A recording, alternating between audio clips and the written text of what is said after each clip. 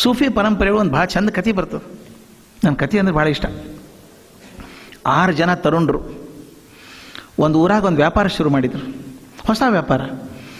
ಏನೆಲ್ಲ ಪ್ರಯೋಗ ಮಾಡಿದ್ರು ವ್ಯಾಪಾರ ಸಕ್ಸಸ್ಫುಲ್ ಆಗವಲ್ತು, ರೊಕ್ಕನೇ ಬರವಲ್ತು, ಯಾರೂ ಕೊಂಡ್ಕೋವಲ್ರು. ಏನೋ ತಪ್ಪಾತು ಅನ್ನಿಸ್ತು ಹುಡುಗರಿಗೆ. ಅವರೊಬ್ಬ ಹಿರೇ ಮನುಷ್ಯರನ್ನ ಕೇಳಿದ್ರಂತ ಹೋಗಿ, ಸರ್ ನಾವು ವ್ಯಾಪಾರ ಮಾಡ್ಕತ್ತೀವಿ, ಯಾಕೋ ವರ್ಕ್ ಆಗವಲ್ತಿದ್ದು. ಅವೆಲ್ಲ ವಿಚಾರ ಮಾಡಿ ಹೇಳಿದ್ನಂತ, ನೀವು ಮಾಡೋದು ಚಲೋ ಅದ ಹುಡುಗರ, ನೀವು ಮಾಡೋದೆಲ್ಲ ಪ್ಲ್ಯಾನ್ ಚಲೋ ಅದ, ಆದರೆ ಈ ಜಾಗದಾಗ ಮಾಡಬಾರ್ದಾಗಿತ್ತು ನೀವು. ಮತ್ತೆ ಎಲ್ಲಿ ಮಾಡಬೇಕು? ಇಲ್ಲೊಂದು 100 ಮೈಲ್ ದೂರ ಹೋದ ಇನ್ನೊಂದು ಊರದ, ಆ ಮಂದಿಗೆ ಇದ್ರ ಅವಶ್ಯಕತೆ ಅದ, ಅಲ್ಲಿ ಮಾಡಿದ್ರೆ ನೀವು ಭಾರಿ ಸಕ್ಸಸ್ಫುಲ್ ಆಗ್ತೀರಿ, ನೀವು ಅಲ್ಲಿ ಮಾಡಿರಿ ಅಂತ ಇದ್ರು. ಆಗಿನ ಕಾಲದಾಗ ನಡ್ಕೊಂಡು ಹೋಗ್ಬೇಕು ಹುಡುಗರು. ಹಂಗಾರೆ ಹೋಗ್ತೀವಿ ರೀ ಅಂದ್ರು ಹುಡುಗರು. ಹಿರಿಯರು ಹೇಳಿದ್ರಂತ, ಸ್ವಲ್ಪ ಹುಷಾರಾಗಿ ಹೋಗ್ರಪ್ಪ, ಯಾಕಂದ್ರೆ ಇವು ಕಥೆಯೊಳಗೆ ಏನು ಬೇಕಾದ ಆಗ್ಬೋದಲ್ಲ. ನೀವು 6 ಮಂದಿ ನಡ್ಕೊಂಡು ಹೋಗ್ತೀರಿ, ಹಗಲೊತ್ನಾಗ ಏನು ತ್ರಾಸ ಆಗೋದಿಲ್ಲ ನಿಮ್ಗೆ. ಸಂಜೆ ಆದಮೇಲೆ ಅಲ್ಲಿ ಯಕ್ಷಿಣಿಯರ ಲೋಕ ಬರ್ತದೆ, ವಿಚಿಸ್ತಿರ್ತಾರೆ ಅವರೆಲ್ಲ. ಅವ್ರು ಏನೇನು ಅಲಂಕಾರ ಮಾಡ್ಕೊಂಡು ಬಂದುಬಿಡ್ತಾರೆ, ನಿಮ್ಮ ಮೈ ಮರೆಸ್ಬಿಡ್ತಾರೆ. ಅದಕ್ಕೆ ಮನಸ್ಸು ಸೋಲ್ಬಾರ್ದು ನೀವು. ಅವ್ರು ಏನೇ ಮಾಡಿದ್ರು ಮನಸ್ಸು ಸೋಲಾರ್ದ ನಿಮ್ಮ ದಿಕ್ಕು ಹಿಡ್ಕೊಂಡು ನೀವು ರಸ್ತೆದಾಗ ಹೋಗ್ತಿದ್ರೆ ನೀವು ಬದುಕೋತೀರಿ. ಅವ್ರ ಇಫೆಕ್ಟ್ ಇರೋದು ಎಲ್ಲಿ ತನಕ? ಬೆಳಗಾಗೋ ತನಕ ಮಾತ್ರ ಇಫೆಕ್ಟ್ ಇರ್ತದೆ. ಅದು ಬೆಳಗಾದ್ಮೇಲೆ ಯಕ್ಷಿಣಿಯರ ಕರಿಗೆ ಹೋಗ್ಬಿಡ್ತಾರೆ ಅವರು. ಅವ್ರ ಕೈಯಾಗ ಪಾರ ಆಗ್ಲಾರ್ದ ಹೋದ್ರೆ ನೀವು ಯಶಸ್ಸು ಆಗ್ತೀರಿ ಅಂದರು.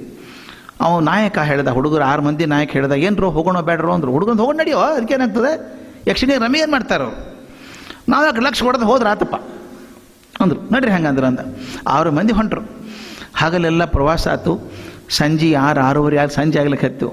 ನಾಯಕ ಹೇಳ್ದ, ನೋಡಪ್ಪ ಹಿರಿಯರು ಹೇಳಿದ ಜಾಗ ಬಂತು, ಸಂಜೆ ಆತಿನ ಯಕ್ಷಿಣಿಯರು ಬರ್ತಾರೆ, ಹುಷಾರಾಗಿರ್ಬೇಕು ಅಂತ. ಚಿಂತೆ ಮಾಡಬೇಡ ಅಂತ.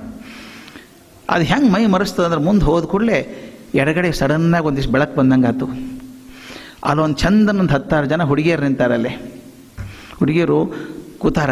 ಬರ್ರಿ ಎಲ್ಲಿ ಹೊಂಟ್ರಿ ನೀವು ಅಂತ ಕೇಳಿದ್ರಿ ಹುಡುಗರಿಗೆ. ಯಾಕಂತ ಕೇಳಿದ್ರು, ನಾವು ಪ್ರವಾಸಕ್ಕೆ ಹೊಂಟೀವಿ. ಬರ್ರಿ, ಕಾಲು ನೋಯಿಸ್ತಾವು, ನಡಿಲಿಕ್ಕೆ ಹತ್ತೀರಿ, ಮುಂಜಾನೆ ಹಿಡ್ಕೊಂಡು ಸ್ವಲ್ಪ ಕುಡೀರಿ, ಜ್ಯೂಸ್ ಕುಡೀರಿ, ಕಾಲು ವ್ಯಸ್ತ ತಗೋರಿ, ಸ್ವಲ್ಪ ಕೂತ್ಕೊಂಡು ಹೋಗ್ರಿ ಅಂದರು. 5-6 ಮಂದಿ ಚಂದದ ಹುಡುಗಿಯರು ಕರೆದ್ರೆ ಮನಸ್ಸು ಇದಾಗೋದಿಲ್ಲ. ಒಬ್ಬ ಒಂದ, ನನ್ನ ಕಾಲು ಭಾಳ ನೋಯಿಸ್ಕತ್ತೇವಪ್ಪ ಅಂದ ಅವ ಹುಡುಗ. ಅಲ್ಲಿ ತನಕ ನೋಯಿಸಿದ್ದಿಲ್ಲ ಅವಂಗ. ಇವ್ರು ಕರೆದ ಅವೊಂದು ನಾಯಕ ಹೇಳ್ದ, ಬೇಡ ಯಕ್ಷಿಣಿಯರು. ಎಲ್ಲಿ ಯಕ್ಷಿಣಿಯರು ಇಲ್ಲಪ್ಪ, ಹುಡುಗಿಯರು ಕಾಣಿಸಂಗಿಲ್ಲ, ಯಕ್ಷಿಣಿಯರು ಅಲ್ಲವ್ರು, ಹುಡುಗಿಯರವರು, ನೀವು ನಡಿ ಮುಂದೆ ಬರ್ತೀನಿ ನಾನು ಅಂದ. ಅವ ಅಲ್ಲಿ ಕೂತ, ಉಳಿದವ್ರು ಮುಂದೆ ಹೋದರು. He took rest and took rest for all times to come. Rest in peace. ಅದು ಅಲ್ಲೇ ಮುಗಿದು ಹೋದ ಕಥೆ ಒಂದು. 5 ಮಂದಿ ಮುಂದೆ ಹೋದರು. ಮುಂದೆ ಹೋದ್ಮೇಲೆ ಇನ್ನೂ ಕತ್ಲಿತ್ತಲ್ಲ, ಬಲಗಡೆ ಬಾಜು ಒಂದು ಅಂಗಡಿ ಶುರು ಆಯ್ತು. ಅಲ್ಲಿ ಏನು ಸಂಗೀತ ಅಂದ್ರೆ ಅಸಾಧ್ಯ ಸಂಗೀತ.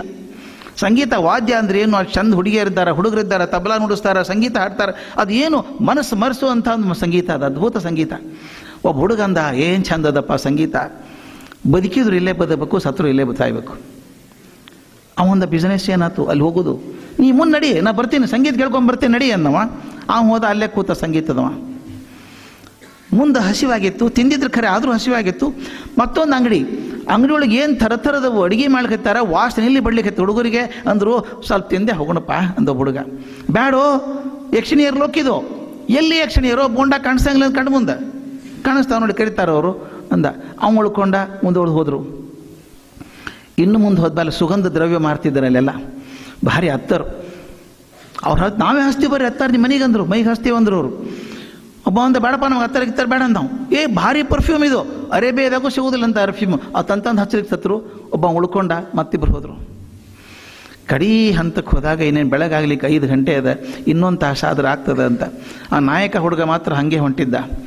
ಮುಂದೆ ಹೋದ್ಮೇಲೆ ಮತ್ತೊಂದಿಷ್ಟು ಚಂದದ ಹುಡುಗಿಯರು ಬಂದರು, ಆದಷ್ಟು ಕಡಿಮೆ ಬಟ್ಟೆ ಹಾಕ್ಕೊಂಡಂಥವ್ರು.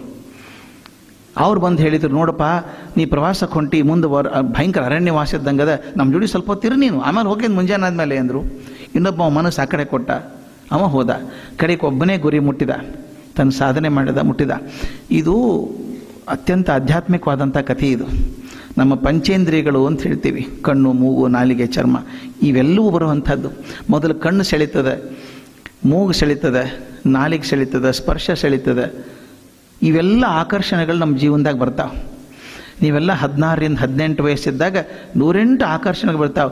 ಏನು PUC ಬಿಡೋ ಮರ, ಎದ್ದು ಕೂಡಲೇ ಫಿಸಿಕ್ಸು, ಕೆಮಿಸ್ಟ್ರಿ, ಮ್ಯಾಥಮೆಟಿಕ್ಸು, ಬಯಾಲಜಿ ಓದಿ ಅವ್ವ ಅಪ್ಪನ ಹೆಸರು ಸಹಿತ ಮರ್ತು ಹೋಗೈತೆ ನಮಗೆ, ಬರೀ ಇದೇ ನೆನಪಾಗ್ತದೆ ಅನ್ನೋ ಹಂಗೆ ಅನ್ನಿಸ್ತದೆ. ಆದರೆ ಇದು ಯಕ್ಷಿಣಿಯರ ಲೋಕ, ಪ್ರಪಂಚ ಅನ್ನುವಂಥದ್ದು ಮನಸ್ಸಿನ ಸೆಳೀತದೆ. ನಾನು ಮಾಸ್ತರಾಗಿ 43 ವರ್ಷ ಮುಗಿತು, 44ನೇ ವರ್ಷ ಇದು. I have seen thousands of students who say I missed my chance because I did not focus at that time. ಆ ಹೊತ್ತಿಗೆ ಇನ್ನೊಂದು ಸ್ವಲ್ಪ ಓದಿದ್ರೆ ಆಗ್ತಿತ್ತೇನೋ ಅಂತ ಅನಿಸು ಹಂಗೆ ಆಗ್ತದೆ. ಆ ರಿಗ್ರೆಟ್ ನಿಮ್ಮ ಕಡೆ ಆಗಬಾರ್ದು ಯಾವತ್ತು. ಓದುವಾಗ ಪೂರ್ತಿ ಪ್ರಯತ್ನ, ತಪಸ್ಸದು 2 ವರ್ಷ ನನ್ನ ಜೀವನ ನಂದಲ್ಲ ಅಂತ ಎತ್ತಿಟ್ಟು ಕೂತ್ ದುಡಿರಿ, ಜಗತ್ತಿನಿಂದ ಕೈಯಾಗ ಸಿಗ್ತದೆ ಅಲ್ಲ. ಆದರೆ ಈ ವಯಸ್ಸಿನ ಮನಸ್ಸನ್ನು ಸೆಳ್ಕೊಂಡು ಆ ಕಡೆ ಈ ಕಡೆ ಹೋಗ್ಬಿಟ್ರೆ ನಿಮ್ಮ ಗುರಿ ತಪ್ಪುತ್ತಂದ್ರೆ ಮುಂದೆ ಸಾಧನೆ ಮಾಡ್ಲಿಕ್ಕೆ ಸಾಧ್ಯ ಇಲ್ಲ. ಕೆಲವೊಂದು ಗುಣಗಳು ಬೇಕಾಗ್ತಾವೆ ಯಶಸ್ಸನ್ನು ಬಿಡಲಾರ್ದು ಹಿಡಿಬೇಕು, ಕೈಯಾಗಿ ಹಿಡ್ಕೋಬೇಕಂದ್ರೆ. ಅದಕ್ಕೆ ಸಣ್ಣವ್ರದಾಗ ನಾವು ಹಾಡು ಕೇಳ್ತಿದ್ವಿ, ನನ್ನೆ ಮುನ್ನೆ ಮುಟ್ಟಿ ತೇರೆ ಬಚ್ಚಿ ಮುಟ್ಟಿ ಮೇ ಕ್ಯಾ ಹೈ. ಮಗು ನಿನ್ನ ಕೈ ಮುಷ್ಟಿಯೊಳಗೆ ಏನದ, ನಿನ್ನ ಭವಿಷ್ಯ ಅದ ಅಂತಲ್ಲ. ಕೈಯೊಳಗೆ ಭವಿಷ್ಯ ನನ್ನ ಕೈ ಆಗದ. ಹಿಂಗೆ ತಕ್ಕೊಂಡು ಅಡ್ಡಾಡ್ಕೊಂಡು ಹೋಗ್ಬಿಟ್ಟಂದ್ರೆ ಭವಿಷ್ಯನ ಕೈಯಾಗಿ ಉಳ್ಕೊಳ್ಳೋದಿಲ್ಲ, ಅದು ಹಿಡ್ಕೋಬೇಕು. ಅದಕ್ಕೆ ಛಲ ಬೇಕು.